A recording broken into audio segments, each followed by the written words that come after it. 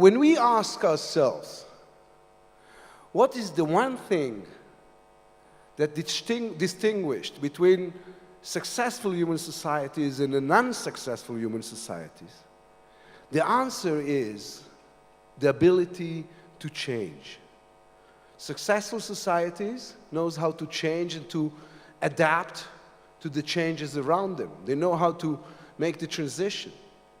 The tribes who didn't pass from the Stone Age to the Iron Age has vanished from memory. The societies who didn't do the transition from agricultural economy to the industrial economy has collapsed. Countries that didn't do the passage from the industrial society to the global society of high-tech and social networks were left behind. Israel has this ability. We have the ability to change in a non-violent way. We have the ability to reinvent ourselves once and once again. We did it in 1948, when a handful of Holocaust survivors has become a nation of warriors that established a state. We did it in the 50s and once again in the 90s, when millions of immigrants has flooded Israel and changed its demography almost at once. We did it in the transition from the nation of the Talmud to the nation of the kibbutz, from the nation of the kibbutz to the nation of education, from the nation of education to the startup nation.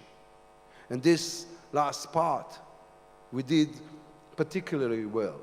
There's something in the Israeli DNA, or actually in the biography of the Jewish people, that is especially legible to the information, to the knowledge era, to the information era.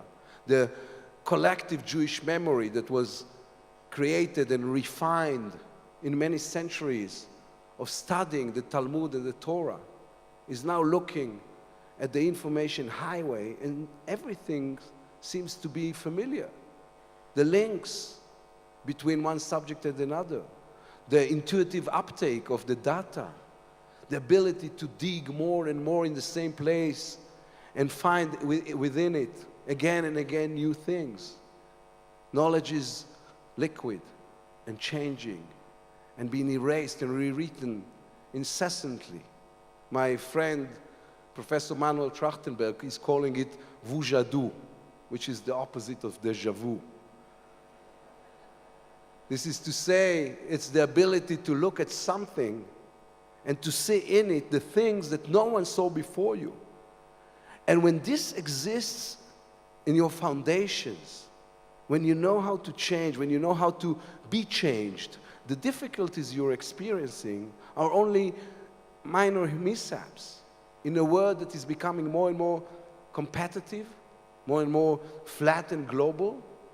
We know about ourselves something that other people do not know, that whatever happened, whatever the circumstances are, we will know how to make the best out of them.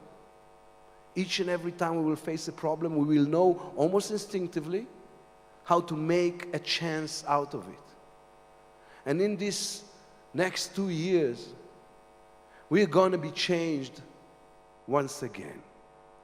The big move that we're doing now in order to make the ultra-Orthodox public to enter the labor market, the job market, is seen to many people today as a solution of a problem or as a social move. But this is first, and maybe foremost, a great economical opportunity. Those young ultra-Orthodox has dedicated their lives to knowledge and to information. They know how to think, and they know how to explore. And if we want to create here an economy that is based on innovation and creativity, their entrance to the labor market is a pep shot that can only be compared with what happened here in 1991, when more than 1 million educated, hardworking immigrants came here from the former Soviet Union and lifted the Israeli economy to the sky, the potency and the intellectual flexibility of those young Haredi kids, combined with the innovation and possibilities of the Israeli economy, are going to change again the Israeli society. And in the same way, the other great move that we have activated in order to reduce the centralization of the Israeli economy is also being perceived as a solution for a problem. But it is taking an economy that was impured and fossilized and brings back its flexibility. And in the same way, the moves that we're taking in order to improve the competitiveness of the economy, the reforms in areas like the civil aviation and cars and food and standardization, they're all dramatic. But the reason for the fact that they are dramatic is because every Israeli, whether he supports these steps or not, knows one thing. They know it's going to happen. It will happen because this is the way we do things. Because our ability to change is the only fixed thing in the Israeli society. And therefore, the other great move that we're doing, the third great move we're doing, will also take place. And this is bringing to Israel the big international companies like Intel and Cisco, and parallelly, to keep on supporting Israeli startups through the chief scientists and through the Ministry of Economy in order to create here the new ways and the new checkpoint. And this combines with all the things we do in front of countries like China and India and Brazil. We are not alone in the world. And our ability to change is especially essential in front of a dynamic world that keeps on changing all the time. And in this last month, for the first time after a very, very long recession, the world is changing for the better.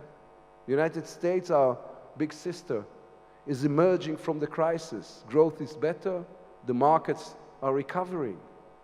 The boom in the Far East doesn't seem like it's going to stop, and even Europe starts to recover.